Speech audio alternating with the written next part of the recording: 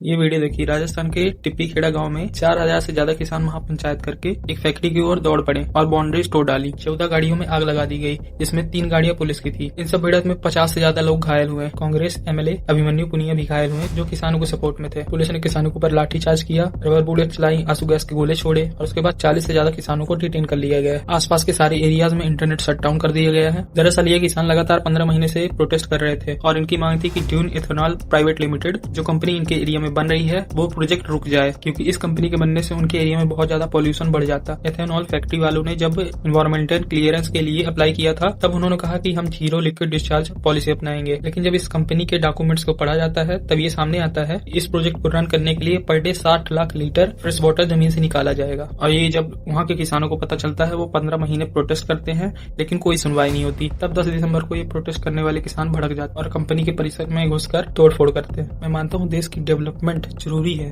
लेकिन देश के जनता की प्रॉब्लम्स को भी एड्रेस करना जरूरी होता है। यहाँ सरकार सिर्फ अपना प्रॉफिट देख रही है। इधर किसान परेशान हो रहे हैं और दूसरी तरफ जो टारगेट 2030 में अचीव करना था, उसको हमारे सरकार में बैठे कुछ लोग अपने प्रॉफिट के लिए 2025 में लागू कर देते हैं। जिनके पास E20 कंपैटिबल व्हीकल्स नहीं है, उनके व्हीकल्स खराब हो रहे हैं। यूएसए और ब्राजील जैसी फॉरेन कंपनीज ने भी एथेनॉल का यूज किया है, लेकिन उन्होंने 10 से 15 साल का समय लेकर यूज किया है, जिसकी वजह से लोगों के पास एथेनॉल कंपैटिबल व्हीकल्स आ चुके थे। लेकिन अपने यहाँ क्या हुआ है, जल्द से जल्द ज्यादा से ज्यादा एथेनॉल ब्रांडिंग लागू कर दी गई है। दूसरी बात, लोगों को ऑप्शन भी नहीं दिया गया है। अगर ऑप्शन दे दिया गया होता, तो जिनके पास E20 कंपैटिबल व्हीकल्स है, वो E20 पेट्रोल डलवा सकते थे, और जिनकी कंपैटिबल नहीं थे, वो नॉर्मल पेट्रोल डलवा सकते थे। लेकिन सरकार ने हमको ये भी ऑप्शन नहीं दिया, जिसकी वजह से आम जनता परेशान हो रही और किसानों को भी प्रॉब्लम्स का सामना करना पड़ रहा है। जबकि शुरू में बोला गया था कि इससे आम जनता को भी फायदा होगा और किसान को भी फायदा होगा। एक चीज और बोली गई थी, आप 120 रुपए जो पेट्रोल ले रहे हैं, उसका भाव हम 15 रुपए लीटर करेंगे। लेकिन प्राइसेस तो अभी लगातार बढ़ ही रहे हैं। डेवलपमेंट का मतलब होता है सरकार सबको साथ में लेके चले, पर्यावरण को भी नुकसान न हो, जनता को भी नुकसान न हो, और साथ ही देश भी आगे बढ़ता रहे।